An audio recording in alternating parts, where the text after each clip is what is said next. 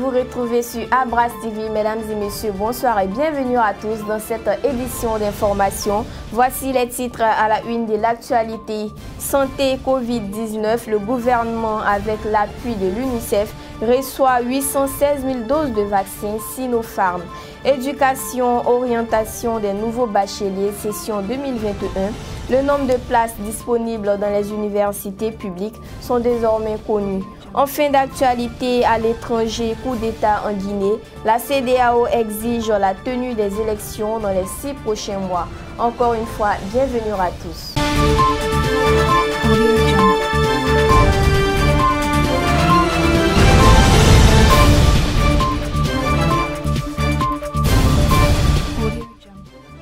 Comme annoncé dans les titres, la Côte d'Ivoire, pour lutter contre la pandémie à coronavirus, continue de se ravitaliser en vaccin contre la Covid-19.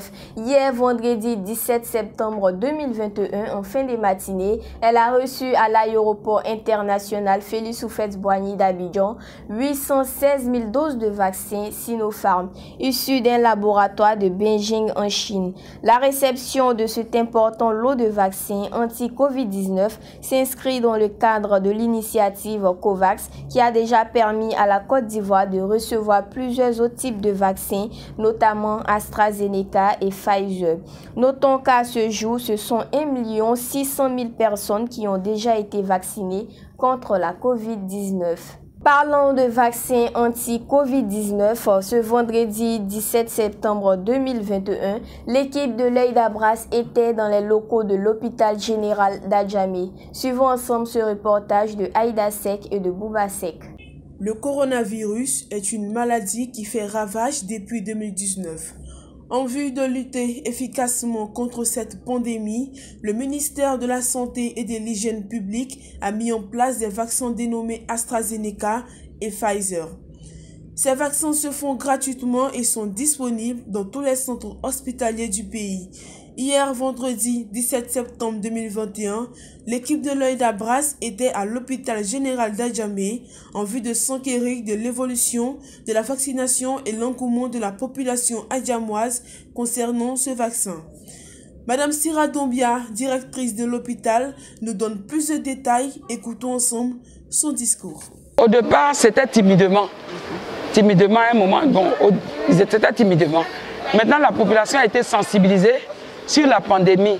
Et nous, tous les jours, quand nous voyons la population, parce qu'ils aiment venir au niveau de l'hôpital, accompagner, s'attrouper, et on compte, c'est la sensibilisation continuelle que nous faisons.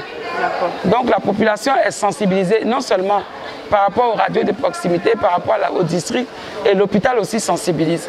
Donc la population, il y a un engouement maintenant. D'accord. Tout le monde a accès au vaccin, il suffit que vous ayez 18 ans. C'est à partir de 18 ans, on doit se faire vacciner. Vacciner contre la Covid parce que le variant même, là, actuellement, la mortalité est accrue et l'épidémie est devenue de plus en plus virulente. Et donc, il faut que toute la population se fasse vacciner. Les femmes enceintes, non. Mais les enfants, la population, à partir de 18 ans, peuvent se faire vacciner. Alors, à la suite de cela, nous avons pris l'avis de quelques personnes venues se faire vacciner. Écoutons ensemble ce récit. Alors, je pense que déjà faire le vaccin, c'est déjà se protéger soi-même. Donc déjà, ça va permettre de nous protéger contre les formes graves du variant, qui est Delta, qui est déjà sur le continent. Donc déjà ici, dans mon cadre d'activité aussi, ça me permet aussi d'être encore plus zen dans la tête et puis évoluer dans mon domaine en fait. Bon, je suis venue me faire vacciner pour le Pourquoi vous avez décidé de vous faire vacciner? Déjà, c'est pour se préserver soi-même et puis préserver ceux avec qui nous sommes aussi. D'accord. Alors, mais est-ce que vous n'avez pas peur de ce que les gens rencontrent dans la rue? Non, c'est douloureux, ça fait ci, ça fait ça. Est-ce que ça ne vous effraie pas? Si, ça fait peur. Ça fait peur, mais la peur là ne vaut pas ce qu'on voit de ce que Covid fait.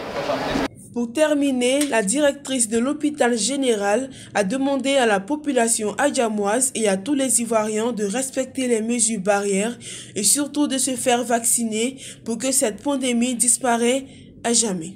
Et toujours dans la commune d'Adjamé, le programme communal pour les jeunes, en abrégé PCJ, annonce sous le couvercle de la mairie d'Adjamé un recrutement pour stage dans plusieurs domaines. Cette offre est adressée à tous les jeunes à la recherche de stage ayant au minimum un niveau Bac+2 ou une licence. Le recrutement se poursuit toujours et prend fin le 21 septembre 2021.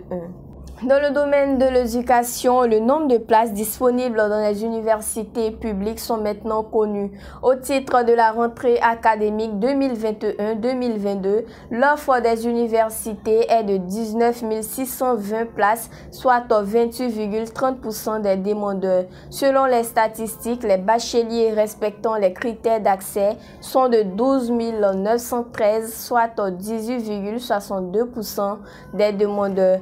Selon les premiers résultats après les préinscriptions, sur un total de 87 095 bacheliers, il y a 69 332 demandeurs, soit 79,61% du nombre total d'admis à l'examen de 2021. Afin de combler l'offre des universités publiques de la Côte d'Ivoire, la Commission d'orientation de l'enseignement supérieur a fait un rattrapage. Ce rattrapage a permis l'allègement des critères en dessous de la moyenne pour repêcher 6 707 bacheliers.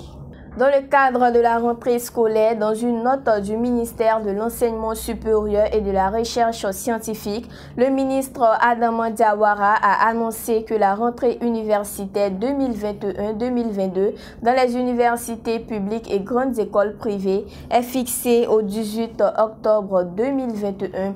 Toutefois, les inscriptions et préinscriptions se feront uniquement sur le logiciel de gestion intégrée de l'enseignement supérieur et des universités. Les inscriptions se feront aussi en ligne sur la plateforme www.inscriptionup.net du 20 septembre au 18 octobre 2021. Les réinscriptions dans les universités et grandes écoles privées se feront du 20 septembre 2021 au 18 octobre 2021. Les dates des réinscriptions dans les universités publiques seront fixées par les présidents en fonction du début des cours dans les UFR. Et du côté d'Adjamé Bromakoté, aujourd'hui même, ce samedi 18 septembre 2021, à la place AIDL, le groupe L'Union Estudiantine de Bromakoté organise sa 3e édition de la journée d'excellence pour célébrer les élèves ayant brillamment été admis à leur examen. L'objectif de cette journée est de cultiver et promouvoir l'esprit d'excellence au sein de Bromakoté et d'encourager les parents d'élèves à s'impliquer davantage dans l'éducation et l'instruction de leurs enfants. À ce jour, ce sont plus de 74 élèves qui ont été récompensés. Suivons ensemble ce reportage de Bouba Sek et de Bem Setieni. Un triangle équilatéral. Et quelle est la particularité des triangles équilatéraux? Vraiment, nous vous applaudissons. Aujourd'hui, c'est un honneur pour vous. Vous devez être fiers. Vous devez être fiers de vos enfants qui vont être récompensés aujourd'hui parce qu'ils le méritent si bien. Et nous vous disons merci pour tout l'effort que vous faites pendant toutes ces années-là. Se lever le matin, faire du petit déjeuner pour eux, les accompagner à l'école. Et aujourd'hui, ils sont là. Merci aussi à tous les élèves, merci à tous ces étudiants-là qui vraiment ont fait cet effort, qui ont travaillé à l'école. Pour ceux qui ne sont pas récompensés aujourd'hui, il faut dire que encore plus d'efforts, les années à venir, vous serez récompensés. Et un remerciement spécial à l'UEP. Vraiment, je le dis chaque année, un remerciement spécial à l'UEP. Jeune frère président, et même si c'est un touré, ils ne sont pas des bonnes personnes, ça il faut le signaler. Vraiment, nous tenons à te dire merci. De vive voix, nous tenons à te dire merci. Merci pour tout ce que vous faites pour la commune d'Adjamé. Présentation du trophée du Super Tournoi d'Abras au député maire Soumoro Farik. Vainqueur de la 4e édition du Super Tournoi d'Abras, l'équipe Super Pro d'Abras est venue présenter son trophée au premier magistrat de la commune, M. Soumoro Farik. Cette rencontre s'est déroulée au cabinet du maire ce lundi 13 septembre 2021 en présence de plusieurs sympathisants et ressortissants du quartier Bromakoté. Et pour terminer ce journal, coup d'État en Guinée, la CEDEAO exige la tenue des élections dans les 6 prochains mois. La conférence des chefs d'État et de gouvernement de la communauté économique des États de l'Afrique de l'Ouest, CEDEAO, s'est tenue en session extraordinaire le 16 septembre 2021 à Accra, République du Ghana, sous la présidence de son Excellence M. Nana Addo Akufo-Addo, président de la République du Ghana. Président en exercice de la conférence. À l'issue de ce sommet, la CEDEAO a pris plusieurs décisions, dont la tenue des élections présidentielles et législatives dans les 6 prochains mois en Guinée, suite au coup d'État qui a renversé le président Alpha Condé. Ajoutons que la CEDEAO maintient la suspension de la Guinée. De toutes ses instances jusqu'à la restauration de l'ordre constitutionnel. Et pour rappel, depuis le 5 septembre 2021, Alpha Condé, président de la Guinée depuis 11 ans, a été renversé par un coup d'État par le groupement des forces spéciales commandé par le colonel Mamadou Doumbouya. Et c'est la fin de ce journal. Merci mesdames et messieurs de l'avoir suivi. Prenez soin de vous et retrouvez très prochainement Aïda Sek pour une nouvelle page d'information.